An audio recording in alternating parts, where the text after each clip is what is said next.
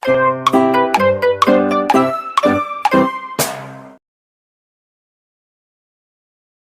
saya Tang, mari kita membicarakan tentang Wah, musiknya penuh sekali dengan semangat.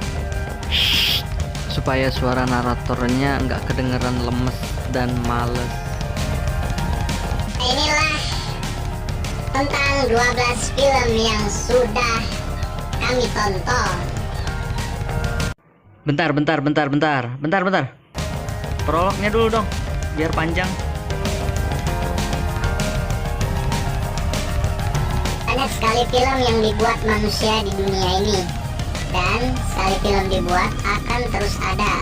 Beberapa film terus mendapatkan pujian dan dikenang, diceritakan, serta direkomendasikan.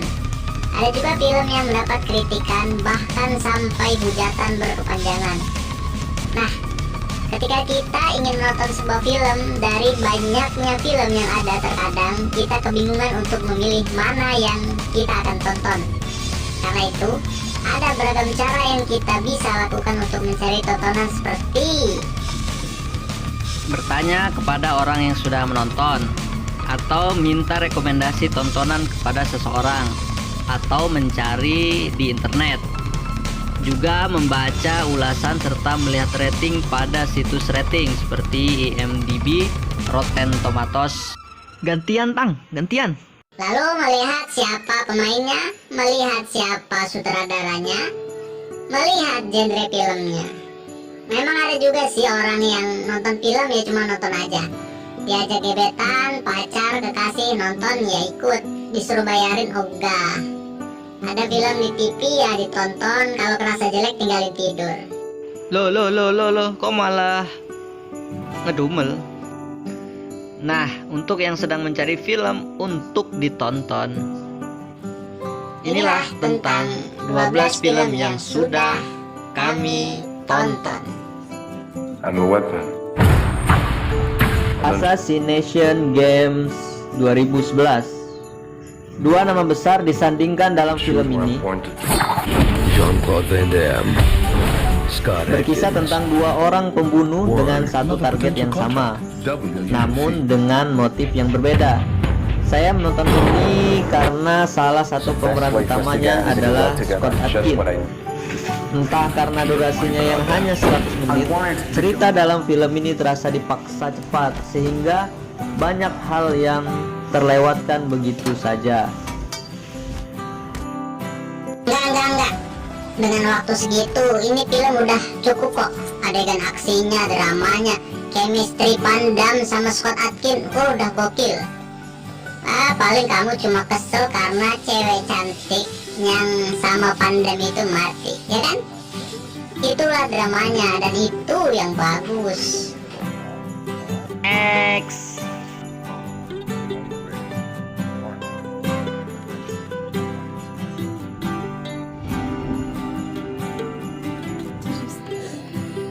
Unknown 2011. Film ini membawa cerita amnesia dengan Liam Neeson sebagai tokoh amnesianya. Film trailer biasanya punya twist yang mencengangkan pada ceritanya. Saya memang cukup tercengang, tetapi bukan pada twistnya. Saya tercengang pada kejanggalan-kejanggalan yang ditampilkan sepanjang film. Loh, apa yang janggal? Apa coba? Kenapa itu bisa Dokter Haris atau siapapun dia bisa strobo itu ninggalin koper penting? Nah, terus nggak ada sinyal. Gimana coba itu? Emang mungkin nggak ada sinyal di Berlin? Lah, emang kamu pernah ke Berlin? Belum sih. Nah, terus kecelakaan itu. Dari banyaknya supir taksi yang ada di Berlin, dia bisa dapet taksi perempuan cantik Bosnia yang nggak punya dokumen. Dan supir taksi itu berenang, terus nyelamatin si Dokter Martin atau siapalah dia. Coba, itu musim apa waktu itu? Pokoknya mencengangkan deh. Troy 2004. Membawa tema sejarah dari mitologi Yunani, film ini cukup meyakinkan dengan Brad Pitt sebagai salah satu pemerannya. menceritakan kisah perang Troya lengkap dengan kudanya yang besar itu. Saya suka kisah-kisah mitologi, karena itu saya pun menonton film ini. Filmnya itu kepanjangan, 160 menit itu, wah terlalu lama, pasti bikin bosen lah. Udahlah. Nggak bosen ah, lihat pasukan itu rame, banyak orang, banyak kuda. Bagus ini, bagus.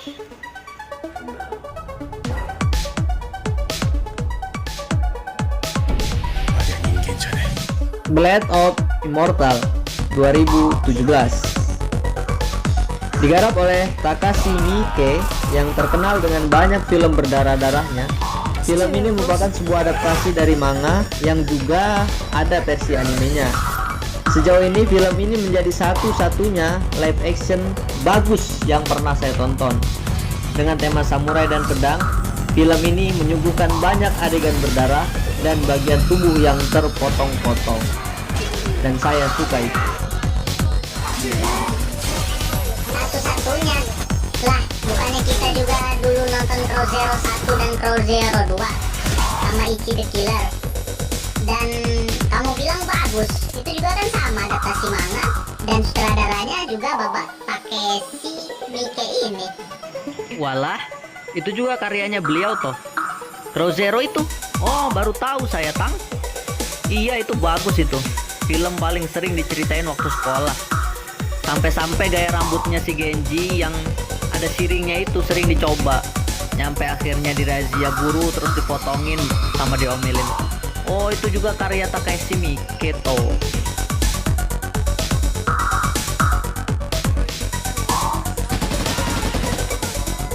We Were Soldiers 2002 diangkat dari kisah nyata perang Vietnam pada akhir tahun 1965, menceritakan Letnan Kolonel Hal Moore yang diperankan oleh Mel Gibson.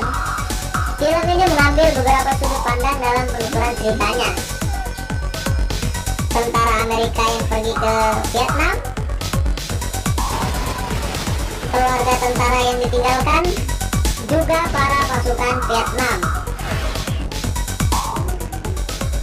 Banyak kata-kata menarik yang begitu emosional dalam film ini. Sudah banyak film dengan tema perang Vietnam, dan menurut saya ini salah satu yang terbaik. Oh ya, film ini banyak banget quotes menyentuhnya. Seperti kata-kata dari wartawan perang Joe Galway yang rilis habis perang, pidatonya Letkol Hal Moore sebelum berangkat perang, doa Letkol Moore di gereja sama Letnan Jack, terus Letkol Hal Moore ke wartawan Joe. Pokoknya banyak deh kata-kata yang inspiratif dan menyentuh di film ini.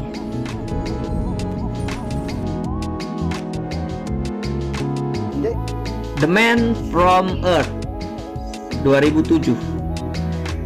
Dari 12 film yang telah dan akan saya sebutkan, menurut saya ini adalah yang terbaik. Seorang dosen bernama John Oldman mengungkap bahwa ia adalah seorang manusia purba pada beberapa temannya sebelum pindah, yang menimbulkan keterkejutan pada teman-teman, mengundang pertanyaan, apakah ini sebuah lelucon? Apakah itu benar? Apakah John Oldman sudah gila? Saya betah menonton film ini sampai akhir, padahal isi film ini hanya dialog antar tokoh di sebuah ruang tamu.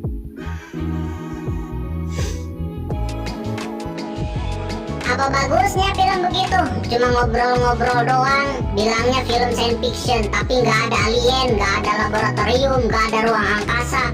Cuma nontonin para dosen ngobrol-ngobrol tentang penciptaan peradaban. Nah, justru itu uniknya film ini. Dengan naskahnya yang kuat, bikin dialog mereka itu jadi nagih untuk diikutin. Saya betah nontoninnya. Nggak. Menurut saya ini film bikin ngantuk. They weren't really apostles.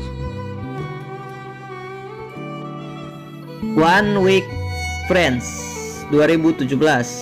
Sebuah film live action dengan cerita tokoh siswi SMA perempuan yang menderita amnesia mingguan, yang mana setiap minggu dia bakalan lupa dengan kejadian yang terjadi selama 1 minggu. Nah, gimana sih? Dia akan melupakan kejadian 1 minggu itu. Haruna Kawaguchi sebagai penderita amnesia dan beberapa tokoh lain terlihat terlalu tua untuk memerankan siswa atau siswi SMA. Apakah tidak ada aktor atau aktris yang umurnya sesuai?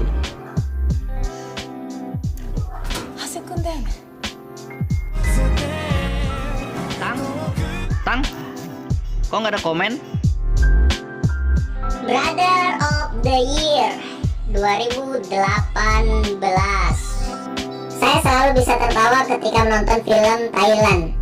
Dari cara bicaranya saja sudah bikin ketawa. แต่พวกเราไม่ได้ทำอะไรผิดกันนะครับความรัก Menonton film ini mengingatkan saya pada saudara ya. Karena memang kisah yang dihadirkan adalah film ini, adalah tentang kakak beradik. Di sela-sela komedi yang membuat saya tertawa, terpingkal-pingkal, terbahak-bahak, terjungkal-jungkal, kisah yang dihadirkan juga bisa membuat saya menangis, bersedih, dan tidak bahagia. Mungkinkah kisah semacam ini ada di dunia nyata? Mungkin ada.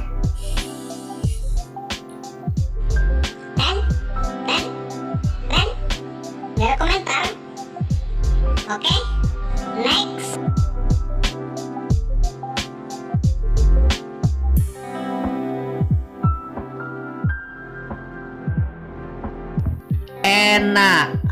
Anna 2019.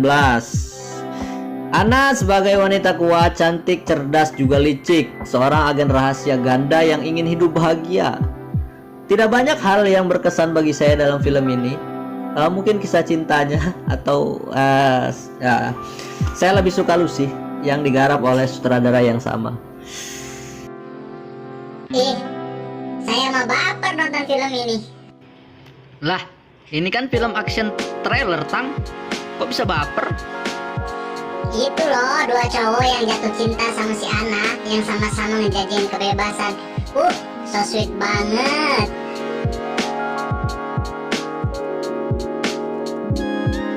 Lalu 10 Central Intelligence.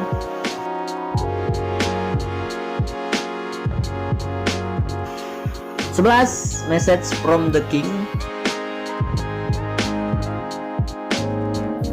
12 The Equalizer. Untuk 3 film terakhir ini bisa kalian lihat ulasannya pada channel ini. Demikianlah 12 film yang sudah kami tonton. Yang manakah mungkin dari kalian juga ada yang sudah menonton atau ada yang belum menonton. Jadi silakan nonton. Terima kasih.